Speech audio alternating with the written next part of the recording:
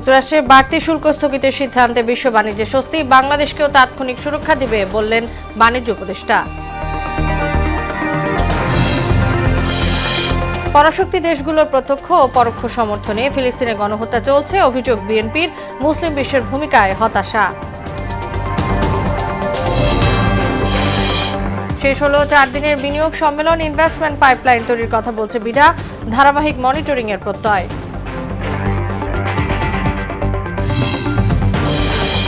এবং criminal handover চুক্তির মাধ্যমে হাসিনাকে ফেরানোর চেষ্টায় সরকার, কাদের কামাল সহ 10 জনের বিরুদ্ধে রেড অ্যালার্ট চায় প্রসিকিউশন।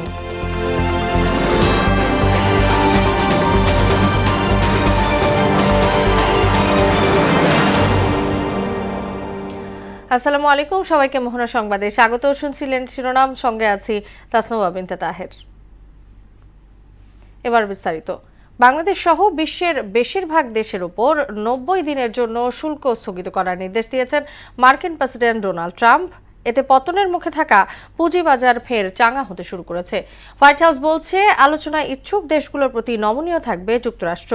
তবে চীনের পাল্টা শুল্ক আরোপের জেরে তৃতীয় দফায় 125% শুল্ক আরোপ করেছে ট্রাম্প প্রশাসন। বিস্তারিত কাজী শাহরিনের ডেস্ক রিপোর্টে। চীন ব্যতীত অন্য যেসব দেশের ওপর শুল্ক আরোপ করা হয় তা 90 দিনের জন্য স্থগিত করেছে মার্কিন প্রেসিডেন্ট ডোনাল্ড ট্রাম্প। সামাজিক যোগাযোগ মাধ্যম এক্সে দেয়া পোস্টে এ সিদ্ধান্ত জানান তিনি। এ তালিকায় রয়েছে বাংলাদেশের নামও। তাই অতিরিক্ত শুল্ক স্থগিত করায় ট্রাম্প প্রশাসনকে ধন্যবাদ জানিয়েছেন প্রধান উপদেষ্টা ডক্টর মোহাম্মদ ইউনুস। শুল্ক কার্যকর হতে যাওয়ার দিনেই বেশিরভাগ দেশের ক্ষেত্রে সিদ্ধান্তটি 3 মাসের জন্য স্থগিতের ঘোষণা আসে। হোয়াইট হাউস বলছে, শুরুতে বড় ঘোষণা দিয়ে পরে আলাদা আলাদা দেশের সঙ্গে আলোচনায় বসার কৌশলই তাদের মূল পরিকল্পনা। মার্কিন ট্রেজারি সেক্রেটারি স্কট বেসেন জানান, যুক্তরাষ্ট্রের সঙ্গে ইতোমধ্যেই 75টিরও বেশি দেশ যোগাযোগ করেছে। যারা আলোচনায় আগ্রহী তাদের বিষয়ে নমনীয় থাকবে যুক্তরাষ্ট্র। ট্রাম্পের শুল্ক আরোপের পর চীন পাল্টা শুল্ক আরোপ করে যুক্তরাষ্ট্রের ওপর। 2 দফায় পাল্টাপাল্টি শুল্ক আরোপের তীর ছোড়ে 2 দেশই। এরই জের ধরে অন্য সব দেশের ওপর 3 মাসের জন্য শুল্ক স্থগিত করা হলেও এর থেকে বাদ যায় চীনের নাম। উল্টো বাড়িয়ে দেয়া হয় 125% পর্যন্ত শুল্ক, যা তাৎক্ষণিকভাবে কার্যকরের সিদ্ধান্ত হয়েছে। 90 দিনের জন্য পারস্পরিক 10% শুল্ক স্থগিতের এই অনুমোদন দেওয়ার পর ওয়াল স্ট্রিটের প্রধান সূচকগুলোতে দ্রুত ঊর্ধ্বগতি দেখা গেছে। বিশ্ব পুঁজিবাজারে যে ধস শুরু হয়েছিল সেটা চাঙ্গা হচ্ছে। শেয়ার বাজারে এসেছে স্থিতিশীলতা। S&P 500 সূচক আগের 0.7% ক্ষতি কাটিয়ে 5.7% উঠে এসেছে। Dow Jones Industrial Average 2000 point বা 5% বেড়েছে এবং নাসডাক কম্পোজিট সূচক বেড়েছে 6.8%। কাজী শাহরিন, মোহনা সংবাদ। যুক্তরাষ্ট্রের বাড়তি শুল্ক 3 মাস স্থগিতের সিদ্ধান্ত তাৎক্ষণিক সুরক্ষা দেবে বলে জানিয়েছেন বাণিজ্য উপদেষ্টা শেখ বশিরউদ্দিন। বলেন, এতে দেশটির সঙ্গে আলোচনায় বসার সুযোগ মিলবে। সচিবালয়ে নিজ কার্যালয়ে সাংবাদিকদের সঙ্গে আলাপে কথা বলেন বাণিজ্য উপদেষ্টা। ভারতের ট্রান্সশিপমেন্ট বাতিলে বাংলাদেশ তেমন সমস্যায় পড়বে না উল্লেখ করে তিনি বলেন, নিজস্ব ব্যবস্থাপনায় সংকট কাটানোর পাশাপাশি বাণিজ্যিক সক্ষমতা বাড়ানোর চেষ্টা করা হবে। আমাদের নিজস্ব সক্ষমতায় আমাদের যেন প্রতিযোগিতার সক্ষমতায় কোনো ঘাটতি না পড়ে এবং আমাদের রপ্তানির ক্ষেত্রে যোগাযোগের জন্য কোনো ঘাটতি না পড়ে, সেই ক্ষেত্রে আমরা সকল ব্যবস্থা নিচ্ছি। আমরা আশা করি ইনশাল্লাহ আমরা এটা উত্তর বাণিজ্যকে কিভাবে অন্তর্ভুক্তিমূলক এবং এটার যেহেতু প্রতিযোগীমূলক কিভাবে করতে পারি, আমি সেটার মধ্যেই নির্দিষ্ট থাকি। আমি সেখানেই নিজেকে নিয়োজিত রাখতে পারি। মার্কিন প্রেসিডেন্ট ডোনাল্ড ট্রাম্প শুল্ক আরোপের সিদ্ধান্ত স্থগিত না করলে রপ্তানি বাজারের ধাক্কা সামলানো কঠিন হয়ে যেত বলে মনে করছেন অর্থনীতিবিদরা। বর্তমান পরিস্থিতিতে সরকার সহ ব্যবসায়ীদের নবোদ্যমে কাজ করার পরামর্শ দেন তারা। শুল্ক যুদ্ধ নিয়ে মনিরুল ইসলামের 3 পর্ব ধারাবাহিক প্রতিবেদনের শেষ কিস্তি আজ জানাচ্ছেন মুদাসির আলী। যুক্তরাষ্ট্রের শুল্ক আরোপে দেশের অর্থনীতিতে বড়সড় ধাক্কা আসবে এ বিষয়ে মোটামুটি সবাই একমত। দুশ্চিন্তা ভর করে দেশের তৈরি পোশাক শিল্পে। আমাদের নিজেদেরও অনেক ক্ষেত্রে প্রাইস অনেক বেশি, আমাদের কস্ট বেশি, তো সেগুলোকে আমাদের কমানোর একটা তাগিদ দিতে হবে, দেখতে হবে যে কিভাবে আমরা ওইখানে নিজেদের কম্পিটিটিভ করতে পারি। কারণ আমরা আসলে দেখা যায় যে লো অ্যান্ড মিড ক্যাটাগরির প্রোডাক্টগুলোই বেশি করি। আমরা চাচ্ছি আমরা হাই ভ্যালুর প্রোডাক্ট করতে, আমরা চাচ্ছি আমরা নন কটন বেস প্রোডাক্ট করতে, বাট স্টিল আমাদের বাস্কেটটা কিন্তু লো অ্যান্ড মিডেই বেশি। বাংলাদেশের জন্য যুক্তরাষ্ট্র সবচেয়ে বড় একক পোশাক রপ্তানির বাজার। 2023-24 অর্থ বছরে দেশটিতে মোট পোশাকের 18%ই গেছে বাংলাদেশ থেকে।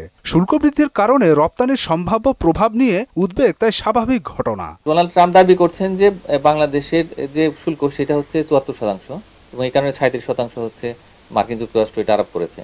কিন্তু এটা একটা জটিল সূত্র আছে, তো সেই সূত্র হিসাব করলে দাঁড়ায় যে আসলে বাংলাদেশের সাথে মার্কিন যুক্তরাষ্ট্রের যে বাণিজ্য ঘাটতি সেটারই আসলে অর্ধেক হারে শুল্ক আরোপ করা হয়েছে। ভিন্ন মত আছেন।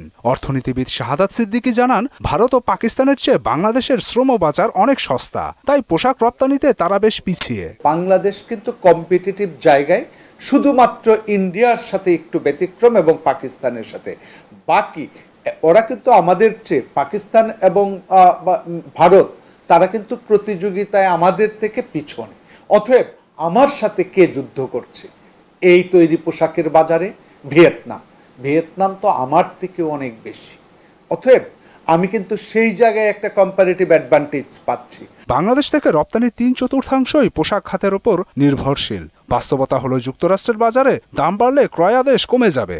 এমন বাস্তবতায় চট করে ভোল পাল্টেছেন মার্কিন প্রেসিডেন্ট ডোনাল্ড ট্রাম্প। চীন ছাড়া বাকি সব দেশে আরোপিত অতিরিক্ত শুল্ক 3 মাসের জন্য স্থগিত করেছেন। বিশেষজ্ঞরা বলছেন, এই সময়ের মধ্যে ট্রাম্পের সঙ্গে আলোচনা করে বিষয়টির স্থায়ী সমাধান করতে হবে। মুদাসসির আলী, মোহনা সংবাদ। পরাশক্তি দেশগুলোর প্রত্যক্ষ ও পরোক্ষ সমর্থনে ফিলিস্তিনে গণহত্যা চলছে বলে অভিযোগ করেছে বিএনপি। ইসরায়েলি নৃশংসতার প্রতিবাদে নয়াপল্টনে আয়োজিত সমাবেশ ও র্যালিতে দলটির নেতারা বলেন, ইসরায়েলের বিপক্ষে মুসলিম বিশ্বের ভূমিকা প্রশ্নবিদ্ধ। তাদের অভিযোগ, ইন্দো মার্কিন সমর্থনের কারণে ফিলিস্তিনের জনগণ গণহত্যার শিকার হচ্ছে। গণহত্যা বন্ধে কার্যকর ভূমিকা রাখতে সারা বিশ্বের গণতান্ত্রিক রাষ্ট্রগুলোর প্রতি আহ্বান জানান বিএনপির শীর্ষ নেতারা। আরও জানাচ্ছেন তানজিদ ভূঁইয়া। ইসরায়েলি বাহিনীর বর্বরতার প্রতিবাদ ও নির্যাতিত ফিলিস্তিনিদের প্রতি সংহতি জানিয়ে নয়াপল্টনে সমাবেশ ও র্যালি করেছে বিএনপি। র্যালি পূর্ব সমাবেশে বক্তব্য রাখেন দলটির কেন্দ্রীয় নেতারা। ইসরায়েলের যাবতীয় যত পণ্য বাংলাদেশে রয়েছে সকল পণ্য আমরা বর্জন করব। জাতিসংঘকে অনুরোধ করব, আজকে যে ফিলিস্তিনি জনগণের প্রতি নির্যাতন, যে গণহত্যা অনতিবিলম্বে হত্যাকে বন্ধ করার জন্য অনুরোধ করছি। স্থায়ী কমিটির সদস্য সালাউদ্দিন আহমেদ বলেন, আওয়ামী লীগ ইসরায়েলকে পরোক্ষভাবে সমর্থন করে বলেই দেশটি থেকে আড়ি পাতার যন্ত্র কিনেছিল। আওয়ামী লীগের ইতিহাস হচ্ছে ইসরায়েলকে পরোক্ষভাবে স্বীকৃতি দিয়ে বাংলাদেশের পাসপোর্ট থেকে ইসরায়েলে যাওয়া বন্ধ করার যে নিষেধাজ্ঞা ছিল সেটা তুলে দিয়ে আওয়ামী লীগ ইসরায়েলকে পরোক্ষভাবে স্বীকৃতি দিয়েছিল। ইসরায়েলি আগ্রাসনের প্রতিবাদে পণ্য বয়কটকে সমর্থন করলেও এদেশে থাকা ব্যবসা প্রতিষ্ঠানে আক্রমণ, লুটপাট গ্রহণযোগ্য নয় বলে মন্তব্য করেন স্থায়ী কমিটির আরেক সদস্য নজরুল ইসলাম খান। আমাদের হৃদয়ের সবটুকু ঘৃণা দিয়ে, সবটুকু সাহস দিয়ে আমরা ফিলিস্তিনি জনগণের পক্ষে থাকব। যদি কেউ কোনো বিশৃঙ্খলার চেষ্টা করে, বুঝবেন তারা পতিত স্বৈরাচারের লোক, তারা ইসরায়েলের লোক। প্রধান অতিথির বক্তব্যে দলটির স্থায়ী কমিটির সদস্য মির্জা আব্বাস বলেন, ধীরে ধীরে সারা বিশ্বের মুসলমানদের শেষ করতেই হত্যাযজ্ঞ চালানো হচ্ছে। আজকে ফিলিস্তিনিকে নিধন করার চক্রান্ত হচ্ছে কিংবা করছে, এটা আমরা ভাবতে পারি এক কথায়। আসলে বিষয়টা কিন্তু তা নয়। ওরা ধীরে ধীরে সারা বিশ্বের মুসলমানকে একসময় নিঃশেষ করে দেওয়ার চেষ্টা করবে।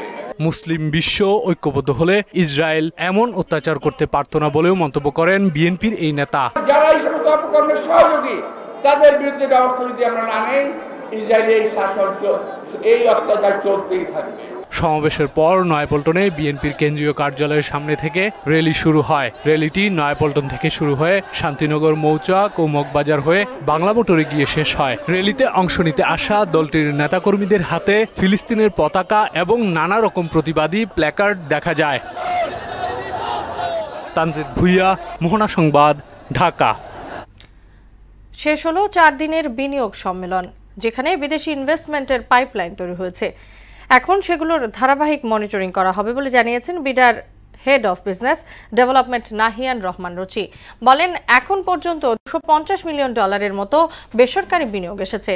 শামীউজ্জামান চৌধুরীকে সঙ্গে নিয়ে আরো জানাচ্ছেন মাহবুব Hasan Ripon.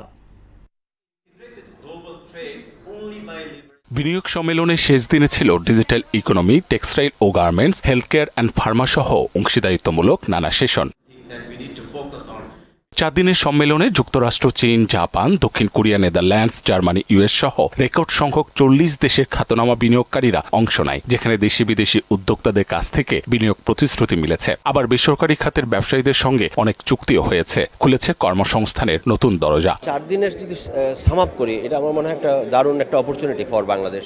2 million young people are entering the labor market, one of the fastest growing economies with strong sectors like textile, and I'm happy to report that Bangladesh is right up there. When we do things well, we do them really at a global standard that we can be very proud of. দিনের শেষ ভাগে গণমাধ্যমের মুখোমুখি হয়ে বিডার head of business development Nahiyan Rahman Ruchi বলেন, বিদেশি বিনিয়োগের পাইপলাইন তৈরি হয়েছে, যা ধারাবাহিক মনিটরিং করা হবে। একটি প্রাইমারি অবজেক্টিভ বলেছে এটা পাইপলাইন তৈরি করা, যেটাকে আমরা ট্র্যাক করতে পারি, এবং এটা নিয়ে আসলে আমাদের একটা সুনির্দিষ্ট রোডম্যাপ আছে। আমরা এই যে একটি বিদেশি এখন আমরা ইন্টারেস্ট পেলাম, একটি ইন্টারেস্টের লিস্ট পেলাম, এখন আমরা এই লিস্টটা বসে আসলে যারা অ্যাকচুয়ালি এসেছে এখানে তাদের ওই লিস্টটা করে ওদেরকে আমরা একটা সার্টেন টাইম পর পর ওদের কাছে ফেরত যাও। এ পর্যন্ত $250 মিলিয়ন মতো বেসরকারি বিনিয়োগ এসেছে বলেও জানান নাহিয়ান রহমান রুচি। তো 4 ধাপে ওরা ইনভেস্টমেন্ট করে। আসলে প্রথমে ওদের আগ্রহ জন্মায়, তারপর আসলে আরেকটি ইনফরমেশন নেয়, তারপর এখানে এন্ট্রি করার চেষ্টা করে এবং ফাইনালি টাকাটা দিয়ে ইনভেস্ট করে। মাহবুব হাসান রিপন, মোহনা সংবাদ, ঢাকা। ভারতের সঙ্গে ক্রিমিনাল হ্যান্ডওভার চুক্তির আওতায় সাবেক প্রধানমন্ত্রী শেখ হাসিনাকে দেশে ফিরিয়ে আনার চেষ্টা চলছে বলে জানিয়েছেন স্বরাষ্ট্র উপদেষ্টা জাহাঙ্গীর আলম চৌধুরী। সুনামগঞ্জের শান্তিগঞ্জ থানা পরিদর্শন শেষে একথা বলেন তিনি। আলাদা অনুষ্ঠানে স্বরাষ্ট্র উপদেষ্টা বলেন, কেউ নিজের হাতে আইন তুলে নিলে পুলিশ অ্যাকশনে যাবে, কোনোভাবেই মব সংস্কৃতি সহ্য করা হবে না। প্রতিনিধিদের তথ্যে আরো জানাচ্ছেন তাহসিন তারিন।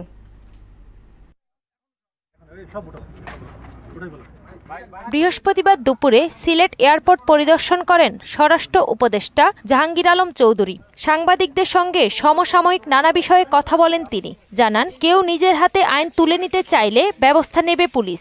যে অন্যায় করতে তারই আমরা আইন যেন কেউ নিজের হাতে তুলে না নেয়। দেশের বিভিন্ন থানা থেকে লুট হওয়া অস্ত্র প্রত্যাশা অনুযায়ী উদ্ধার হয়নি বলেও জানান তিনি।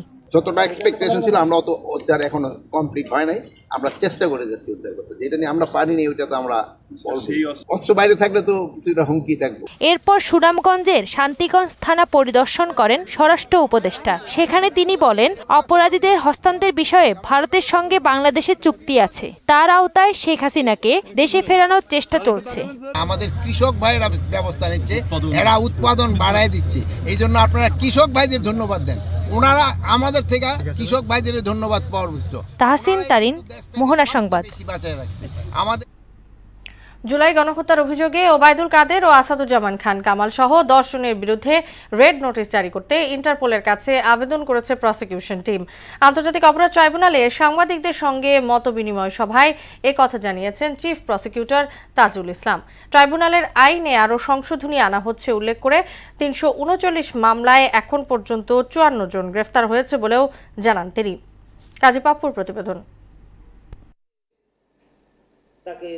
জুলাই আগস্ট গণহত্যার বিচারের দৃশ্যমান কোনো অগ্রগতি নেই। বাইরের এমন আলোচনার মধ্যেই কতটুকু এগুলো তদন্ত ও বিচার তা জানাতে সাংবাদিকদের সঙ্গে মতবিনিময় করে ট্রাইব্যুনালের প্রসিকিউশন টিম, যেখানে তুলে ধরা হয় জুলাই আগস্ট গণহত্যার বিচারের চ্যালেঞ্জের কথা। আমাদের প্রায়োরিটি হচ্ছে তদন্তটাকে আগে শেষ করা, এগুলো যারা বিঘ্ন সৃষ্টি করেছে তাদেরকে আমরা ধীরে ধীরে ধরতে পারবো। সাংবাদিকদের বিভিন্ন প্রশ্নের জবাব দেন চিফ প্রসিকিউটর তাজুল ইসলাম। বলেন, শেখ হাসিনা ছাড়াও ওবায়দুল কাদের ও আসাদুজ্জামান খান কামাল সহ 10 জনের বিরুদ্ধে ইন্টারপোলের কাছে রেড নোটিশ জারির আবেদন করা হয়েছে। Mister Obaidul Quader, mister Asaduzzaman Khan Kamal, mister AKM Mozammel Haque, Mohammad Hasan Mahmud, Jahangir Kabir Nanak, Sheikh Fazle Noor Taposh, Mohibul Hasan Chowdhury Naufel, Nasrul Hamid Bipu, Mohammad Ali Arafat এবং তারিক আহমেদ সিদ্দিকী। এই 10 জনের বিরুদ্ধে আমরা রেড নোটিশের জন্য সমস্ত ডকুমেন্ট তৈরি করে আমাদের অফিস থেকে ইন্সপেক্টর জেনারেল অফ পুলিশের অফিসে পাঠিয়েছি এবং তারা সেখান থেকে যথানিয়মে এটা ইন্টারপোলের কাছে পাঠাবে। চিফ প্রসিকিউটর জানান গণহারে নয়, জুলাই গণ অভ্যুত্থানে গণহত্যার মাস্টারমাইন্ড, নির্দেশদাতা ও সরাসরি হত্যাকাণ্ডে জড়িতদের বিচার করা হবে। একজন ব্যক্তির সাজাও যদি নিশ্চিত করেন তাহলেও কিন্তু এই হাজারো হত্যাকাণ্ডের বিচারের মেজরিটি অংশ বিচার করে ফেলা যায়। সে কারণে আমরা গ্রাউন্ড লেভেলের পুলিশ কনস্টেবল যারা বাধ্য হয়েছে, কিছু করার ছিল না, করেছে, এই লেভেল পর্যন্ত আমরা বিচারের জন্য যেতে চাই না। ডাইরেক্টলি কানেক্টেড অ্যাট্রোসিটিতে আইডেন্টিফাইড সেগুলোরে ধরবো। আর প্রধানত যার কারণে অপরাধ হয়েছে, যারা এটা ডিজাইন করেছে, যারা প্ল্যান করেছে, নির্দেশ দিয়েছে এবং এগুলোর জন্য যাবতীয় ফ্যাসিলিটি দিয়েছে, তাদের বিচার আগে হবে। এখন পর্যন্ত ট্রাইব্যুনালে 339টি অভিযোগ জমা পড়েছে। আনুষ্ঠানিকভাবে মামলা হয়েছে 22টি। এসব মামলার তদন্তে হাজারেরও বেশি ভিডিও ফুটেজ পর্যালোচনা করা হয়েছে। জবানবন্দি নেওয়া হয়েছে সহস্রাধিক ব্যক্তির। আর এখন পর্যন্ত জুলাই গণহত্যার মামলায় গ্রেফতার করা হয়েছে 54 জনকে। শেখ হাসিনা সহ পলাতক 87। কাজী পাপ্পু, মোহনা সংবাদ, ঢাকা। রাজধানীতে যানবাহনের বেপরোয়া গতি আর পথচারীদের এলোপাথারি রাস্তা পারাপারে বাড়ছে দুর্ঘটনার ঝুঁকি। অটোরিকশার দৌরাত্ম্য তো আছেই, এছাড়া ফুট ওভারব্রিজের ব্যবহার যেন ভুলতেই বসেছে নগরবাসী। তারপরেও চলাচল নিরাপদ করতে জেব্রা ক্রসিং এর ব্যবহার বাড়ানো এবং আইনের যথাযথ প্রয়োগের দাবি জানান সচেতন অনেকেই। আরও জানাচ্ছেন ওবায়দুল হক মারুফ। মিরপুরের পল্লবী এলাকা, স্কুল কলেজগামী শিক্ষার্থী সহ বিভিন্ন শ্রেণী পেশার মানুষ সময় বাঁচাতে নিচ্ছেন এমন আত্মঘাতী ঝুঁকি। কেবল পল্লবী না, রাজধানীর ব্যস্ত সব সড়কেরই চিত্র এমন। সময় বাঁচাতে কিংবা সহজে রাস্তা পার হতে নিজের খেয়াল খুশি মতো রাস্তা পার হচ্ছেন পথচারীরা। এখানে রিক্সা থামাইছে, তাই আইনটা প্রয়োগ করতে পারে না। আইনটা প্রয়োগ না হওয়ার ফলে মানুষ ইচ্ছা মতোই চলাচল করে। আমার মনে হয় এখানে একটা জেব্রা ক্রসিং থাকা উচিত। প্রায় সময় আমাদের অ্যাক্সিডেন্ট বা দুর্ঘটনা ঘটতে পারে, তাই এখানে এটা ওভারব্রিজ হলে ভালো হয়। আবার পথচারী পারাপারের জায়গায় দাপিয়ে বেড়াচ্ছে অটোরিকশা, সঙ্গে বাসের বেপরোয়া গতি। রাজধানীর রাস্তায় এমন নানা বিশৃঙ্খলা যেন নৈমিত্তিক ঘটনা। পায়ে রিক্সা বুঝছেন, অত দূর যাইতে সময় লাগে অনেক। সব সময় তো পার হই না, যখন যাত্রী নামে দেয় তখন পার হই। অনেক সময় যাত্রীও ঝুঁকি নিয়ে পিছিয়ে দেখে না দেয় দৌড়। অনেক সময় ড্রাইভার জোরে চালায়, একজন অ্যাক্সিডেন্ট হয়। কিছু কিছু আছে ড্রাইভার খারাপ, কিন্তু সবাই না। কিন্তু অটোরিকশা তো মনে করেন যে ওরা কোনোটাই না, একবারে খালি যাইতেই আছে, ওদের মতো ওরা যাইতেই আছে। এই যে মানুষটা দূরে পার হইতেছে, এই জায়গায় আপনার একটু স্লো করা উচিত, যে সে দাগের ভিতরটা যাও, আমি একটা সিঙ্গেল নিয়ে সব কজন একসাথে যাই। মেট্রো স্টেশনের নিচে অন্ধকার রাস্তায় যেন মৃত্যুর মুখে ঝাঁপ দিচ্ছে অসংখ্য নারী পুরুষ। না, এটা ঠিক হচ্ছে না। এমন অনেকেই আছেন যারা অনিয়মকে অধিকার হিসেবেই ধরে নিচ্ছেন, নেই অনুশোচনাও। সময় বাঁচানোর জন্য নিয়ম নাই, আপনার গাড়ি দেখে পার হয়েছে আমি। জেব্রা ক্রসিং এবং ওভারব্রিজের যথাযথ ব্যবহারের মাধ্যমে বিশৃঙ্খলা রোধ করা সম্ভব বলেও জানান সচেতন নগরবাসী। নিরাপদে সড়ক পারাপার হতে জেব্রা ক্রসিং ব্যবহার করতে হবে, আর এজন্য ট্রাফিক বিভাগকে দায়িত্বশীল ভূমিকা পালন করার পরামর্শ দিয়েছে রাস্তায় চলাচলকারী পথচারীরা। ওবায়দুল হক মারুফ, মোহনা সংবাদ, ঢাকা। 2025-26 অর্থ বছরের বাজেট ঘোষণা সামনে রেখে Chattogram Chamber of Commerce and ইন্ডাস্ট্রির উদ্যোগে আয়োজিত হলো প্রাক বাজেট মতবিনিময় সভা। ব্যবসায়ীদের দাবি কর ব্যবস্থা হোক সহজ, স্বচ্ছ এবং ব্যবসা বান্ধব। আর এনবিআর চেয়ারম্যান জানান করদাতার স্বচ্ছতার পাশাপাশি রাজস্ব আহরণও হবে কার্যকর। মোহাম্মদ জিয়াজউদ্দিনের প্রতিবেদন, জানাচ্ছেন Afrin Popi. Chattogram Chamber of Commerce and ইন্ডাস্ট্রির 2025-26 অর্থ বছরের প্রাক বাজেট মতবিনিময় সভা অনুষ্ঠিত হয়েছে চেম্বার ভবনে। সভায় প্রধান অতিথি হিসেবে অর্থ মন্ত্রণালয়ের সচিব আব্দুর রহমান খান উপস্থিত ছিলেন। তিনি বলেন, এমন একটি কর ব্যবস্থা গড়ে তোলা হবে যেখানে করদাতা যেমন স্বচ্ছতা পাবেন, তেমনি রাজস্ব আহরণও হবে কার্যকর। আমাদেরকে যৌক্তিকভাবে ট্যাক্স বাড়াতে হবে এবং আপনাদের যে বিজনেস অপরচুনিটিগুলো সেগুলোকে বিবেচনায় নিয়ে প্রত্যেকের ভ্যাট এবং ট্যাক্স এবং ইম্পোর্টের অভিজ্ঞতাটাকে মসৃণ করা এবং ঝামেলা মুক্তভাবে যাতে করে ওনারা ওনাদের ডিউটিগুলো পালন করতে পারে সেদিকে চেষ্টা করা। করজালের আওতা বাড়ানোর পাশাপাশি কর্পোরেট কর হ্রাস, ভ্যাট সংস্কার এবং ক্ষুদ্র ব্যবসায়ীদের কর পরিশোধ ব্যবস্থা সহজ করার আহ্বান জানান চেম্বার প্রশাসক মোহাম্মদ আনোয়ার পাশা। ট্যাক্স এবং ভ্যাটের অডিট প্রক্রিয়া সহজীকরণ করার জন্য ব্যবসায়ীরা বারবার বিভিন্ন ফোরামে বলেছেন, একবার ট্যাক্স অডিট হয়ে যাওয়ার পরে পরবর্তী 5 বছর পুনরায় অডিট না করলে ব্যবসায়ী সমাজ বলেছেন যে তাদের জন্য ভালো হয়, নাহলে তারা নানা হয়রানির মুখে পড়েন। ইনফ্লেশন, উৎপাদন ব্যয় বেড়ে যাওয়ায় বাজেটে যেন কর চাপ না বাড়ে, বরং সবাইকে কর ব্যবস্থায় আনতে সহজ ও স্বচ্ছ পদ্ধতির ব্যবস্থা নেওয়া হবে। সভায় বিভিন্ন খাতের উদ্যোক্তারা বাজেটে তাদের মতামত তুলে ধরে ক্ষুদ্র ও মাঝারি উদ্যোক্তারা কর কাঠামো সহজীকরণের দাবি জানান। ক্ষুদ্র ও মাঝারি উদ্যোক্তারা অগ্রিম কর বাতিল সহ কর নীতির পুনর্বিন্যাসের কথা বলেন। 2025-এ এসেও যদি আমরা জটিল প্রক্রিয়ার মধ্যে হাঁটি তাহলে রপ্তানি বাড়বে কোত্থেকে? বর্তমান সরকারি চেম্বারকে গুরুত্ব দিয়ে বিভিন্ন ধরনের প্রস্তাবগুলি ওনারা বাজেটে এগুলি লিপিবদ্ধ করে। শেয়ার বাজারে ডিভিডেন্ড যারা দেয় এটার উপর আপনি 40% ট্যাক্স দেন, আবার সেকেন্ড ইনকাম ট্যাক্সের 25% ট্যাক্স দেন, এটাকে 25% মাফ না করলে শেয়ার বাজার উন্নত হবে না, দেশ উন্নত হবে না, ব্যবসায় উন্নত করতে পারবে না। নতুন বাজেট ঘোষণার আগে ব্যবসায়ীদের এ ধরনের মতামত রাজস্ব নীতিকে বাস্তবমুখী ও ব্যবসা বান্ধব করতে সহায়তা করবে বলে মনে করেন সংশ্লিষ্টরা। আফরিন পপি, মোহনা সংবাদ।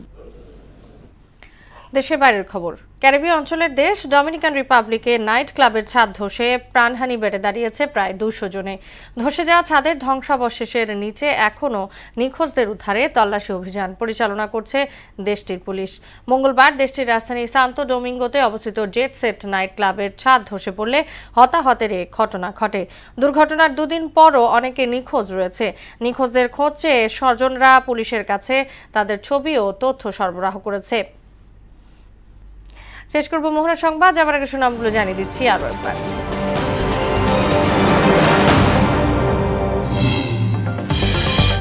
যুক্তরাষ্ট্রের বাড়তি শুল্ক স্থগিতের সিদ্ধান্তে বিশ্ব বাণিজ্য স্বস্তি, বাংলাদেশকেও তাৎক্ষণিক সুরক্ষা দেবে বললেন বাণিজ্য উপদেষ্টা। পরাশক্তি দেশগুলো প্রত্যক্ষ ও পরোক্ষ সমর্থনে ফিলিস্তিনে গণহত্যা চলছে, অভিযোগ বিএনপির। মুসলিম বিশ্বের ভূমিকায় হতাশা। শেষ হলো 4 দিনের বিনিয়োগ সম্মেলন, ইনভেস্টমেন্ট পাইপলাইন তৈরির কথা বলছে বিডা, ধারাবাহিক মনিটরিং এর প্রত্যয়। এবং ক্রিমিনাল হ্যান্ডওভার চুক্তির মাধ্যমে হাসিনাকে ফেরানোর চেষ্টায় সরকার, কাদের কামাল সহ 10 জনের বিরুদ্ধে রেড অ্যালার্ট চায় প্রসিকিউশন।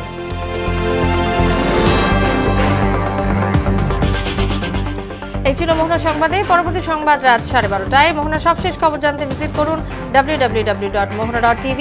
সংবাদ দেখতে পান ফেসবুক ও ইউটিউবেও। এতক্ষণ সঙ্গে থাকার জন্য সবাইকে ধন্যবাদ।